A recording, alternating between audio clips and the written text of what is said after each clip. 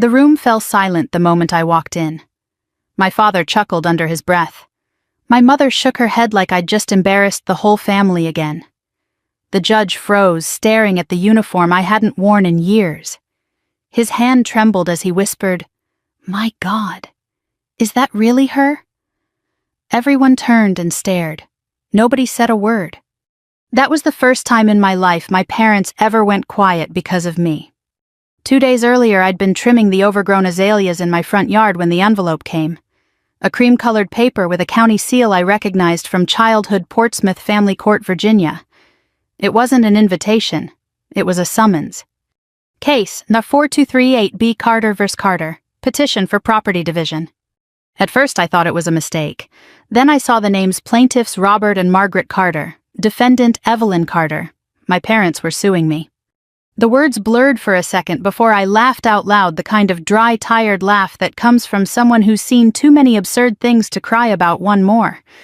I carried the letter inside, set it on the kitchen table, and stared at it while my dog, a big old shepherd named Knox, limped over and rested his head on my knee.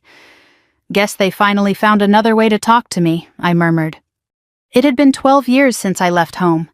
The last time I saw my parents, I was wearing fatigues, not dress blues. I'd just finished BUDS, the toughest training in the Navy SEAL pipeline. Dad hadn't even come to the graduation. Mom sent a text that said, "We raised a daughter, not a soldier." So I stopped expecting them to understand. For years I served quietly, logistics planning emergency extractions. I wasn't the hero people wrote about, but I kept ships moving and men alive. I carried that pride silently. Then an IED blast near Al Hudaida tore through our convoy. I came home with a rebuilt knee, a limp, and a pension check that made civilian life both possible and painfully slow. I bought a small house near Norfolk, fixed it up myself, and tried to forget that my parents never once called. That night, after reading the summons again, I made a pot of coffee and sat down with my old Navy chest, the one that still smelled faintly of sea salt and gun oil. Inside the uniform rested like something sacred, dark blue wool, polished buttons, silver insignia. Next to it, the folded flag they gave me after my best friend Chief Petty Officer Lewis didn't make it back. I hadn't worn the uniform since his funeral. Maybe that's why my hands trembled when I lifted it out. Knox tilted his head as I held the jacket up to the light. "Guess they'll see who I really became," I said softly. The next morning I called the courthouse. "Yes, ma'am," the clerk confirmed.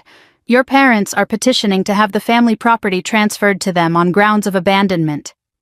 I bit down a sharp laugh. Abandonment? I was serving overseas. "Ma'am, you'll need to appear in person if you wish to contest it." I thanked her and hung up. Abandonment. The word dug deep. That was what my father had called me the night I enlisted. "You're abandoning your family," he'd said, red-faced and furious grease stains on his mechanic's hands. "No, Dad," I'd replied. "I'm just trying to serve something bigger than myself." He never forgave me for that.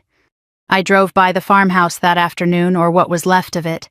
The paint was peeling, the porch sagging, and the once proud oak tree out front stood half dead. That house had belonged to my grandfather, a Wubwi-Wutu Navy man, who'd built it with his own hands when he came back from Okinawa. He used to tell me, "Every board's got a story, Evie. If you take care of the wood, it'll take care of you." He'd left it to me in his will. Now my parents wanted it. I didn't feel anger, not at first, just disbelief. Like the people who raised me had decided to erase the one good thing connecting us. That night, while the crickets chirped outside and Knox snored on the couch, I opened an old envelope I'd kept for years, a letter from my commanding officer after I was discharged. "Commander Carter, you've served with quiet distinction. Remember, honor doesn't always look like victory. Sometimes it's just the courage to show up." I stared at those words for a long time. Then I went to the closet, pulled out the uniform again, and brushed off the dust. The medals gleamed faintly in the lamplight, silver bronze blue. I pinned each one carefully, like old memories being put back in order. The next morning I looked at myself in the mirror. The jacket fit tighter than I remembered, but it still carried that same weight of pride and purpose. I stood straighter than I had in years. For a moment I thought of not wearing it, but then I imagined walking into that courtroom in plain clothes, letting them believe the story they'd told everyone, that I'd failed, that I'd come home broken. No, not this time. I ran a hand through my hair, adjusted the collar, and whispered to my reflection, "Let's end this quietly." Knox barked as I grabbed my keys. The morning sun had just broken over the horizon, sharp gold, unwavering. And for the first time in years I felt ready to face my family. By the time I reached Portsmouth, the late summer air was thick with humidity and the smell of salt. The drive from Norfolk had taken less than an hour, but my stomach felt like I'd been on a 12-hour deployment flight. I pulled into the courthouse parking lot early, the engine ticking as it cooled. From the window I could see the old diner where Dad used to take us on Sunday's bacon black coffee, and his loud voice bragging about my brother Ryan's football trophies. He never once mentioned my grades, my Navy scholarship, or the medals I earned later. The courthouse looked smaller than I remembered, its bricks faded the flag at half-staff. A janitor was sweeping the steps when I walked up. He nodded politely, his eyes catching the ribbons on my chest. "Ma'am," he said softly, like he wasn't sure if he should salute or not. I smiled. "Morning." Inside the hall smelled of floor wax and old paper. Families whispered in benches, lawyers shuffled through files. I sat near the back, feeling the stares not judgmental, just curious. A woman in uniform always draws eyes in small towns like this. When the clerk called out Case 4238B Carter versus Carter, I took a deep breath and stood. My knees still ached when I walked, but the rhythm of my steps was steady. Years of drills never leave you. Seeing my parents again hit harder than I expected. Dad had aged, but not softened. His once black hair was gray, but his glare was the same. He wore his Sunday suit, the one that always looked a size too tight. Mom sat beside him, pearls around her neck, posture, perfect eyes full of the same quiet disappointment I grew up with. She whispered something to him when I walked in. I caught only one word: uniform. They looked away before I could speak. I took my seat across from them. Our lawyer table was empty. I didn't hire anyone. I didn't need to. The judge, an older man with a mustache and kind eyes, entered. His nameplate read, Judge Harold L. Simmons. He glanced at me, paused, then cleared his throat. I saw a flicker of recognition before he started the proceedings. "Mr. and Mrs. Carter," he said, "you're claiming your daughter abandoned her rights to the property." Dad straightened. "Yes, sir. That house has been sitting empty for years. We've paid the upkeep, the insurance, everything." That was a lie. I'd been paying the property tax through automatic transfer since 2013. The judge turned to me. "Commander Carter, do you have a statement?" Dad blinked. "Commander." The word seemed to hang in the air, heavy as the silence that followed. Mom's lips parted, confusion flickering across her face. "Yes, Your Honor," I said evenly. "I have a few documents." I opened the folder I'd brought: receipts, tax statements, repair invoices, my handwriting, my signature. "I've maintained the property for over a decade," I said. "My parents haven't spent a dime on it since my grandfather passed." Dad leaned forward, face reddening. "You think you can throw that uniform around and make us look bad?" Robert, the judge, warned. Mom reached over, whispering, "Stop it." But he didn't stop. He pointed at me. "You left this family, Evelyn. You went off to play soldier while your mother and I kept everything together." I didn't react. I'd heard those words before, when I joined, when I re-enlisted, when I refused to come home after my brother's wedding. "Sir," I said quietly, "I joined the Navy to serve this country. Not to abandon you, but you made it clear I wasn't welcome in your home." The judge shifted in his seat. "Let's keep this civil." As the hearing went on, I barely heard their accusations: ungrateful, cold, disrespectful. I'd learned in the service how to tune out noise. What struck me wasn't their anger. It was how small it all sounded now. I'd seen men lose limbs and still smile because they believed in something bigger than themselves. And here were my parents fighting over a house that hadn't felt like home in 20 years. Then something unexpected happened. The judge asked, "Commander, forgive me, are you the same Evelyn Carter recognized by the Secretary of Defense back in 2019? The one who led the Yemen evacuation?" Dad frowned. "What evacuation?" I nodded once. "Yes, sir." The judge's voice softened. "I remember that ceremony." He leaned forward slightly. It was one of the proudest days this state had seen. The courtroom went quiet. Even my father couldn't speak. Mom stared at me, her mouth barely open. When it ended, the judge didn't make a ruling right away. He said he'd review the evidence and issue a written decision. But I could tell the tide had already turned. As I walked out, Dad muttered something I didn't catch. Mom didn't move at all. People in the hallway gave me polite nods, small smiles, the kind strangers give someone they suddenly respect but don't quite understand. I stepped outside into the blinding sunlight and inhaled deeply. The air smelled like diesel and summer rain. For a second I thought about calling someone, maybe Ryan, my brother, but he'd taken Dad's side years ago. He'd always said, "You think you're better than us because of that uniform." Maybe I did, or maybe I just learned not to bow to the wrong kind of pride. That night I stopped at a roadside diner on my way back to Norfolk. The waitress poured my coffee and said, "You look like you've had a long day." I smiled faintly. You could say that. She looked at the uniform and said, "Thank you for your service." It still felt strange hearing that. I never knew what to say, so I just nodded. When I got home, Knox barked once, wagging his tail, his limp matching mine. I sat on the porch, took off the uniform jacket and laid it beside me. The stars were faint behind the city lights, but I could still pick out the North Star, the same one my grandfather used to point at when I was a kid. When you lose your way, Evie, look for something steady, the sea, the sky, or your own heart. That night I realized I hadn't lost my way. I'd just finally stopped walking back to where I didn't belong. When I pulled into the courthouse parking lot the next morning, I already knew they'd be waiting. Through the glass doors, I saw my father's broad shoulders, stiff and proud, his jaw set like he was about to fight a war he'd already lost. My mother sat next to him, perfectly still, her purse clutched so tightly her knuckles turned white. I didn't look away. I'd spent too many years facing men tougher than him to flinch now.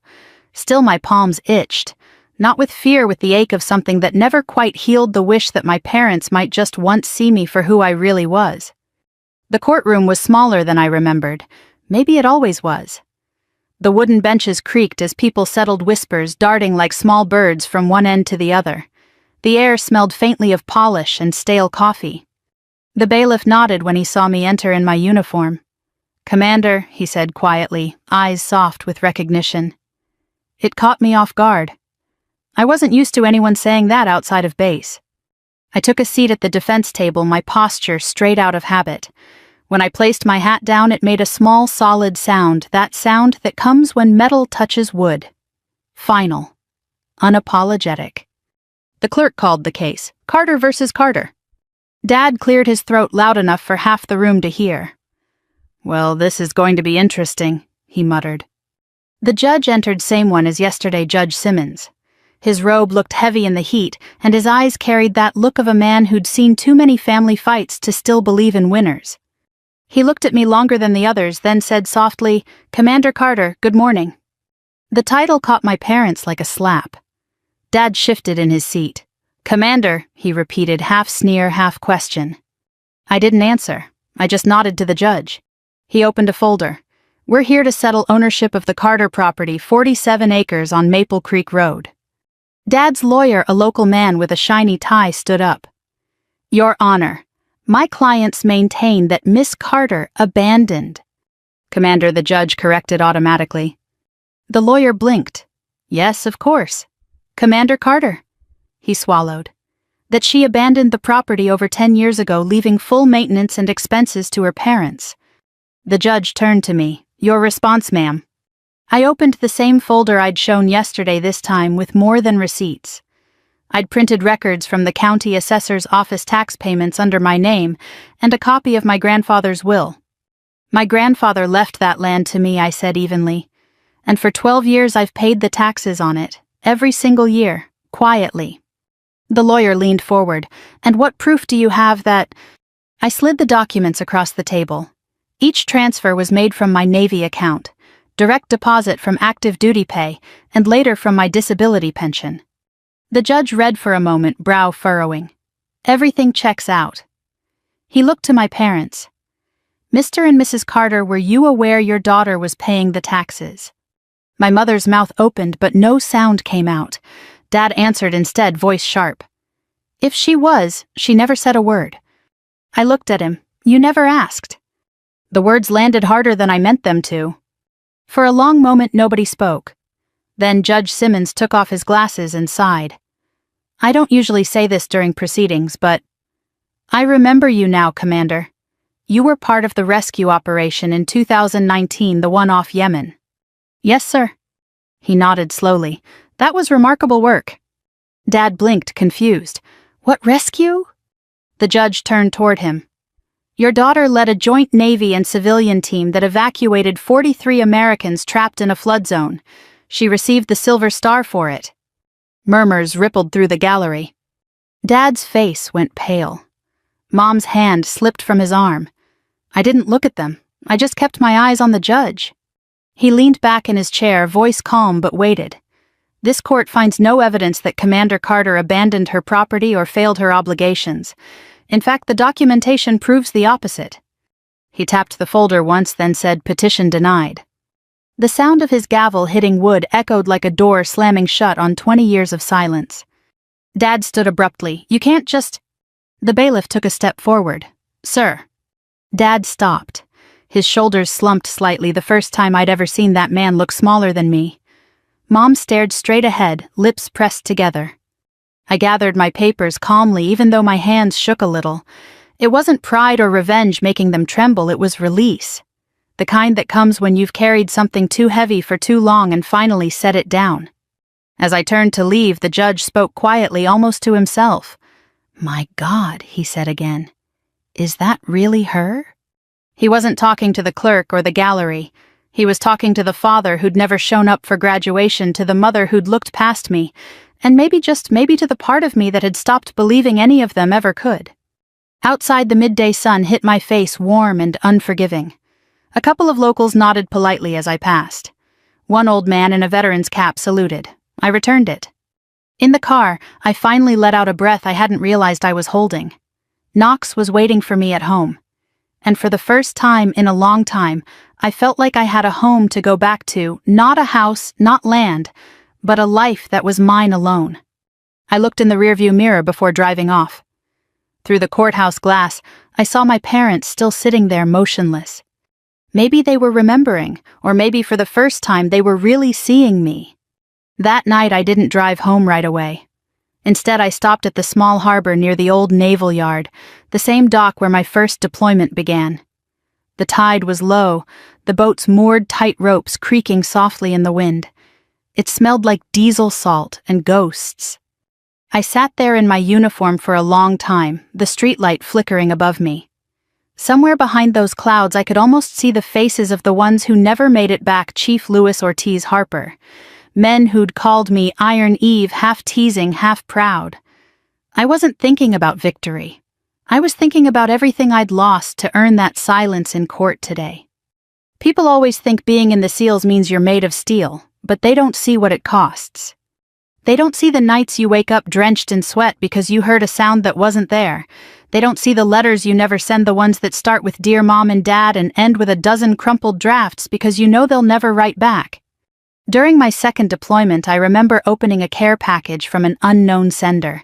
It had cookies, a small American flag, and a note that just said, "Come home safe."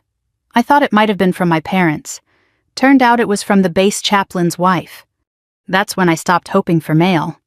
When I finally came home for good, I didn't tell anyone. No parades, no calls, just me, a duffel bag, and a bad knee that screamed every time it rained. I rented a one-bedroom near Norfolk and tried to live like a civilian. I fixed things, that's what I knew how to do. Small engines, boats, radios. Neighbors thought I was just another quiet veteran who liked his space. I was fine with that. Until one day my bank flagged a payment error for a property tax account. That's when I remembered the farmhouse. The system had stopped accepting the Navy transfer after I left active duty. So I paid it manually, every year, never told anyone. Because it wasn't about the house, it was about my grandfather. He'd been the only one who believed in me. He used to sit on that porch carving wood in the evenings, his uniform cap still hanging by the door from 1946. He'd say, "You've got the same eyes your grandmother had, steady eyes. They don't flinch when life gets rough." When I enlisted, he was the one who drove me to the station. Mom wouldn't come. Dad said it was a waste of talent. But Grandpa hugged me tight before I boarded that bus. "You come back whole," he whispered, "even if you come back changed." He died 2 years later. I was halfway around the world. They buried him without me. When I found out he'd left the house to me, I cried for the first time in years. Not because I wanted it, I didn't, but because in a family that never saw me, he still did. That farmhouse wasn't just a building. It was proof that someone once believed in who I was becoming. So when I heard my parents wanted to sell it, I didn't see property, I saw betrayal. Selling that land would have erased the only part of our family that still had honor left.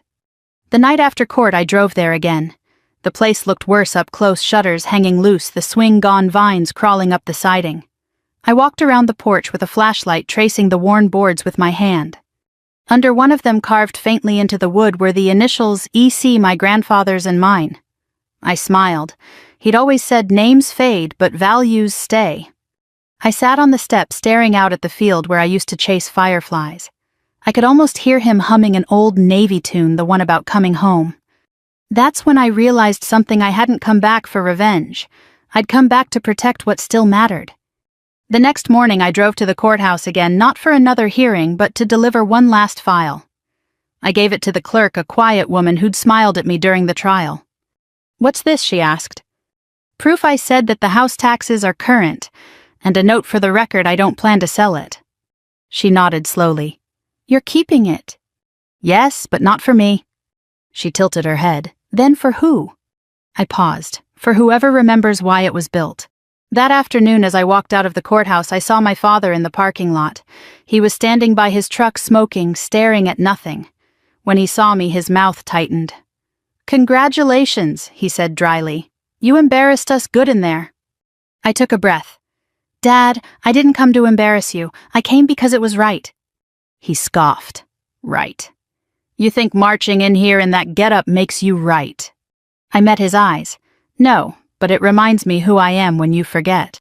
He didn't answer. He just looked away, flicked his cigarette into the gravel and muttered, "Still stubborn." I turned to leave, but then I heard his voice again, softer this time. "You're like him, you know. Your grandfather. Too proud for your own good." For a second I almost smiled. I'll take that as a compliment. When I got home that night, Knox limped over and pressed against my leg. I sank onto the couch, the exhaustion finally catching up. The house was quiet, but not empty. The kind of quiet that feels earned. I looked down at the uniform folded neatly beside me. It wasn't a symbol of revenge anymore. It was a reminder of who I'd fought to become, and who I refused to stop being. The morning after the hearing, the sun cut sharp through my kitchen blinds, lighting up the dust floating above the table. My uniform still hung over a chair where I'd left it the night before, creases, sharp metals glinting faintly in the light. For the first time in a long time, I didn't know what to do next. I poured myself some black coffee and watched Knox limp toward his food bowl. The sound of his paws on the floor was steady, comforting. I'd trained myself to live by schedule's missions orders. Now there was just silence. Around 9, I got a call from the courthouse. The clerk's voice was polite but nervous. "Commander Carter, Judge Simmons asked me to let you know that the written ruling has been filed. The property remains under your ownership." "Thank you," I said, and thank him for his fairness. She hesitated before hanging up. "Ma'am, my father served in the Navy. He used to talk about women like you, said you were tougher than most men he ever met." I smiled softly. "Your father sounds like a smart man." When I hung up, I sat for a moment in that quiet kitchen and let it sink in. I'd won, but it didn't feel like victory. It felt like the aftermath of a storm, everything still standing but rearranged. By noon, I drove back to town to pick up supplies, paint, sandpaper, a few planks of wood for the farmhouse. On the way out of the hardware store, I saw my father leaning against his truck. He didn't wave, he didn't move, just waited. "Guess we both had business in town," I said, keeping my voice calm. He exhaled smoke from a half-burned cigarette. "You made quite a show yesterday." "It wasn't a show," I said. He looked at me, squinting against the light. "You didn't have to wear that uniform." "I didn't wear it for you." The wind caught the brim of his hat, and for a second his expression softened like he wanted to say something else. But the wall went back up. "You embarrassed your mother," he said finally. I shrugged. "I think she embarrassed herself." He stared at me for a long time, then flicked the cigarette into the dust. "I don't know who you are anymore," he muttered. "That's okay," I said, "I do." That evening, as I worked on repairing a broken fence behind the farmhouse, A pickup pulled up to the edge of the property. The headlights stayed on for a while before the engine cut off. Mom stepped out. She was still in her pearls, but her eyes looked tired, older. She held a small photo frame in her hand. "I found this in your grandfather's drawer," she said quietly, walking up the path. It was a faded black and white picture of him in his navy blues, grinning one arm around a little girl in pigtails. Me. I took it from her slowly. He always said I had his eyes. She nodded. "He was proud of you, even when the rest of us didn't understand." "Why didn't you?" I asked, not accusing, just curious. She looked down at her shoes. "Your father thought the military would change you, make you hard." "It did," I said, "but it also made me strong enough to forgive you." Her eyes lifted, then wet, trembling, unsure. We sat on the porch as the sky turned from gold to violet. For a long time, neither of us spoke. Then she whispered, "He won't admit it, but your father watched that news clip about the rescue. Twice." I smiled faintly. That's twice more than I thought. She reached out, brushing a bit of lint off my sleeve like she used to when I was little. "He doesn't know how to talk to you, Evelyn. He only knows how to argue." "Yeah," I said softly, "I noticed." Before she left, she turned back at the door. "You should come by Sunday. Dinner's at 6. Your father might actually be home." It was the closest thing to an olive branch I'd ever been offered. "I'll think about it," I said. After she drove away, I walked around the house, touching the walls, the beams, the door frames. Every nail my grandfather had driven felt like part of him still lived there. When I stopped by the front porch, I noticed something carved faintly under the rail's strength without anger. It wasn't my handwriting. It had to be his. And it hit me then maybe the real revenge wasn't the silence in that courtroom or the shock on my parents' faces. Maybe it was standing there now, calm and unbroken, still choosing decency after everything. I spent the next few days restoring the house. Painted the porch, cleared the weeds, repaired the swing. I didn't call anyone for help. I didn't need to. Every nail I drove into the wood felt like forgiveness made tangible. At night, when I'd finished, I'd sit on the steps with Knox beside me and watch the fireflies. The world was still full of noise, news, anger, division, but out here it was just crickets, water, and wind through the cornfields. It was quiet, the kind of quiet you earn. On Friday, as I was cleaning up, I saw a truck pull into the drive again. This time it was Dad. He didn't get out right away, just sat there, hands on the steering wheel, engine running. Finally, he stepped out, walked halfway up the path, and stopped. "You fixed the swing," he said. "Yeah," I said. "Grandpa would have wanted it done right." He looked around the property, the field, the barn, the fresh paint. Then he nodded once. "You did good," he said. No smile, no hug, just that. It was more than I'd ever gotten before. He turned to leave, but then paused. "See you Sunday?" "Maybe," I said. He gave a small grunt. "Don't be late." As he drove away, I sat down on the swing, the boards creaking beneath me, and for the first time since I was a child, I felt like home didn't hurt anymore. Sunday came sooner than I expected. The morning was gray with a thin drizzle misting the windows. Knox followed me from room to room, his nails clicking on the floorboards, as if to ask whether I really intended to go. I looked at my uniform hanging on the back of the chair. Not the full dress blues this time, just the khaki service uniform, neat and clean, simple. It wasn't about making a statement anymore. I just wanted to walk in as myself. The drive out to my parents' place was quiet. Country radio played soft in the background, a song about time and forgiveness. The fields on either side of the highway had turned that pale autumn gold. It had been 12 years since I'd been to that house for dinner. 12 years of missed birthdays, unanswered letters, and news I heard secondhand. When I pulled into their driveway, the old barn was still there, though its red paint had faded to brown. Dad's tools hung in neat rows inside like soldiers waiting for orders. I parked beside his truck and took a long breath before knocking on the door.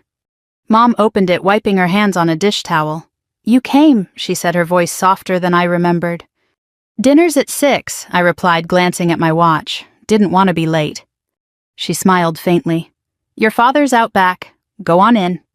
The smell of roast chicken and baked corn filled the house. It was almost enough to make me forget how tense that kitchen used to be. I walked to the back porch and saw Dad sitting on the steps, oiling an old Winchester rifle. It wasn't loaded, just one of the many things he maintained meticulously, as if order could replace peace. He didn't look up when I approached. Thought you wouldn't show. I almost didn't, I said honestly. He nodded, still rubbing the cloth along the barrel. Your mother said you might. We sat in silence for a while. Rain tapped lightly on the tin roof, steady and slow. Then he said, without looking at me, You kept the house. I did. Gonna live there. Maybe fix it first. Grandpa built it right. It just needs care. He nodded again, the cloth pausing mid-stroke. He'd be glad you're taking care of it. I think so, I said. He always believed in finishing what you start. Dad set the rifle aside and looked straight at me for the first time. You think I was wrong, he said. I took a breath. I think you were scared. You wanted a daughter who stayed close. You got one who went far. His jaw tightened. You nearly got yourself killed. I know, but I also helped people live. He leaned back, the weight of years settling into his shoulders. Guess I didn't see it that way. You didn't want to, I said quietly. For a long time, neither of us spoke. The rain stopped. The air smelled like wet earth and sawdust. Finally, he sighed. You know, when that judge said your name, Commander Carter, I didn't even recognize it. Didn't recognize you. I nodded. I barely recognized you either. He let out a dry chuckle. Fair. We went inside. Mom had set the table the same way she used to mashed potatoes, on the left gravy in the blue bowl that had a chip in it since 1995. She poured iced tea, then sat down beside Dad. For a moment it almost felt normal. They asked questions not about medals or missions, but about life. How's your leg? Still aches when it rains. You living alone out there, just me and Knox. When I mentioned the dog, Mom smiled.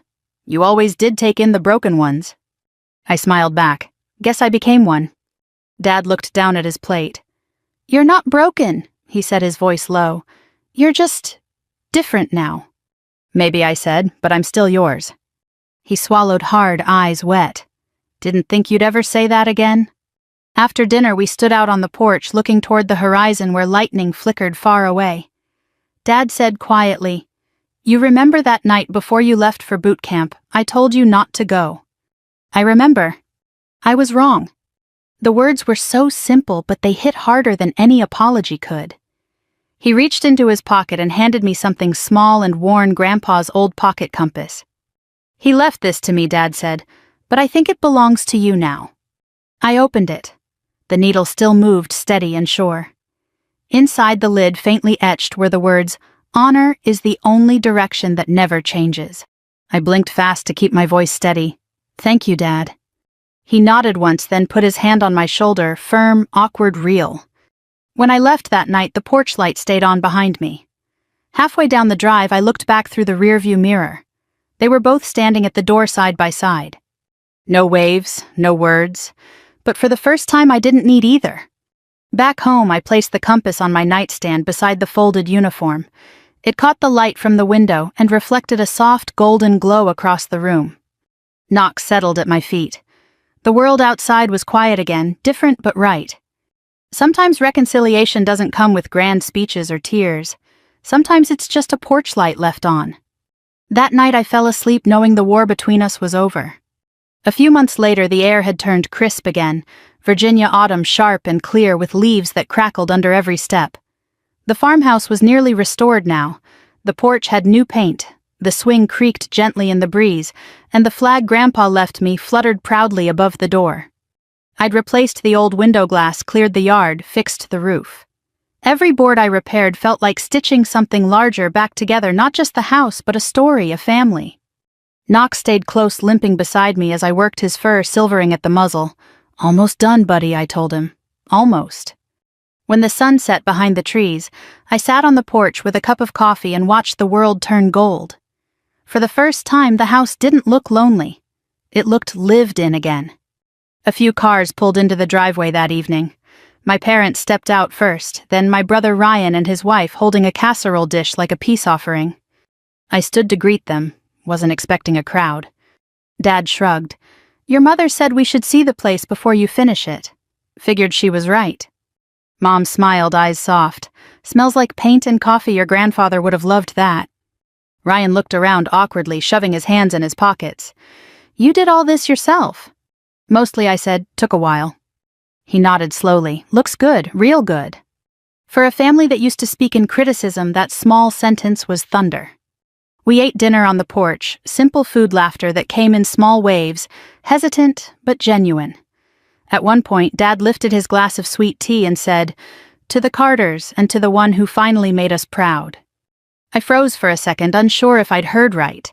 Then I raised my glass, "To the ones who taught me what pride really costs." Mom's eyes glistened, but she smiled. It wasn't perfect, it didn't have to be.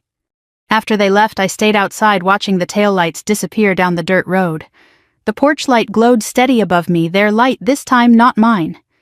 I thought about all those years of silence, of trying to prove myself, of mistaking pride for peace. All that time I thought justice was about being right. Now I understood it was about being honest and gentle when you finally could be. The next morning I drove into town to visit the local high school. They'd invited me to speak for Veterans Week. The principal, a kind woman with gray hair and bright eyes, introduced me to the students. "This," she said, "is Commander Evelyn Carter, Navy SEAL and one of our own." The gym went quiet. Teenagers who usually fidgeted in their seats sat straight, curious. I stepped up to the microphone, feeling the same calm I'd felt that day in court. "I used to think honor was about medals," I began. "Then I learned it's about choices, the ones you make when no one's watching." I told them about Grandpa, about the farmhouse, about forgiveness. I didn't mention the courtroom or the pain that came before it. They didn't need to hear that part. They needed to hear that strength isn't the same as anger, and that silence can be its own kind of victory. When I finished, the students stood, not out of protocol, out of respect. That night, I drove back to the farmhouse. The sky was a dome of stars, cold and wide. I walked to the porch, sat down, and took Grandpa's compass from my pocket. The needle still pointed steady north. On the back of the lid under his old engraving, I'd added a line of my own, "Forgiveness is the truest form of discipline." Knox rested his head on my lap, sighing. The flag rippled softly in the breeze. I thought about that day in the courtroom, my father's chuckle, my mother's disbelief, the judge's whisper. If I could go back, I wouldn't change a thing. They needed to see the uniform not as revenge but as truth, the visible proof of everything they'd never known about me. And I needed to remember that dignity isn't what you wear, it's what you keep when life tests you. As the porch light flickered gently against the night, I whispered, "Grandpa, I think you can rest now." The wind answered with a soft rustle through the oak leaves. And for the first time in my life, I felt no bitterness, just gratitude for the pain, the distance, the lessons that shaped me. Because without them, I'd never have found the strength to come home with peace instead of pride. To anyone listening, if you've been misunderstood, if your family turned away, if your silence was mistaken for weakness, don't rush to prove them wrong. Just keep living right. Let time do the talking. And when the day comes to walk back through their door, do it without anger. That's what real honor looks like. If this story reminded you of someone, a parent, a child, a friend you haven't called in years, reach out. Tell them you're still here. And if you believe in second chances, in families that can heal, and in quiet acts of courage, subscribe, share, or simply sit in silence for a moment and remember that forgiveness too can wear a uniform.